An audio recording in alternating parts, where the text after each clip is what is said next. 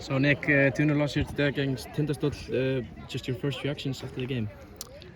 It's basically a carbon copy of the above game, but with the exception of that we lost instead of getting the point. I thought we started the game well. We had a couple of good chances, we're on top, and then we just switch off defensively from a throw-in down here, and they get the first goal. But then we get on top again. We had the chances, we had the penalty. It's been the story of the season a little bit. When we're in charge of games and we're getting chances, we just don't take them, and then we give up a cheap goal and we're chasing games. You talk about the chances in the last game. It's the goalkeeper's basically the man of the match, second game in a row. How frustrating is that? It's very, very. As I said, I just don't know what I've done to goalkeepers in this league to warrant it. But you know, the way I look at it, there'll be swings and roundabouts. Where we get chances, we will score goals. I mean, the positive thing is that we are still creating chances, not as though we're in this game and we're struggling and we're losing 2-0. We're in the game, we're creating chances, we're just not taking them. Talk about those 2 scrappy goals, not very clinical in front of goal. Just the performance, like in the whole, how do you sum up that? It wasn't the best game. We weren't bad. We were a little bit panicky at some stages, you know, trying to force the ball. Like for the second goal, Katie tries to, you know, and we played a lot of needless passes just because players got into areas instead of just being a little bit more patient, work the ball around.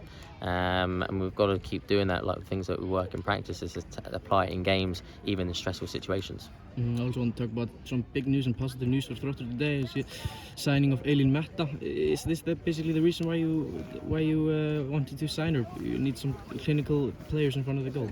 Yeah. I mean, we've spoken a couple of times over the last few weeks. She came training Sunday, and she enjoyed it. She wants to get back into football, and so you know we hopefully can provide a place for her to do that. And with her signing for next year, it's not a case of that she's just coming in short term. There was a longer term thought process behind it. But she has bringing quality, and hopefully, you know, she proved in practice the other day that she can score goals, and hopefully when she gets a chance she can do the same on the pitch for us. Yeah, but do you know, like, why she came back to football? Because she had already retired and now she's coming back in the middle of the season to you guys. She was enjoying. I think she was training with Horva Isafjorda, just with the men's team up there, and she just enjoying football. Wanted to get back into it again, and so she wanted to find a place that would allow her to do so. And she feels that we can do that, and I feel like we can do that. It's going to be exciting for me to work with a player with that sort of caliber, and hopefully try and improve the game a little bit, and just be exciting to work with her. I know your answer to this question, but what will she bring to your team? Not just the goals, but there's going to be a winning mentality as well. She's won everything in Iceland. She's been in the national team, and I think, you know, even though we've got a few girls that have been playing a long time, you know, they still need to know what that winning feeling is in terms of like pushing for titles. So that's what we're hoping to bring in as well, just that little bit of experience for that to rub off on the girls. 3 games now in a row where you don't win.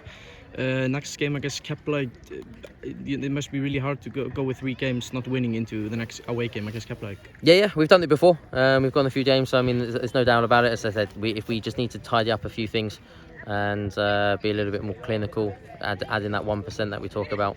It's going to be very difficult with Keflavík. They're down fighting for their lives as well. But we just need to go down and put in a similar sort of performance, and one day the goals will fall for us. And just the last question, how does the future look to you? I mean, before the game you were 8 points behind Breiðablik and Valur. Now I think with 11 if Valur and Breiðablik wins tonight. Yeah. Just how do you look to the future? It's going to be difficult. It's going to be difficult to try and close the gap. I mean, tonight was a perfect opportunity to do so. We just have to go. We just have to take it game by game. Just try and pick up 3 points. Just go from there. Thank you, bud.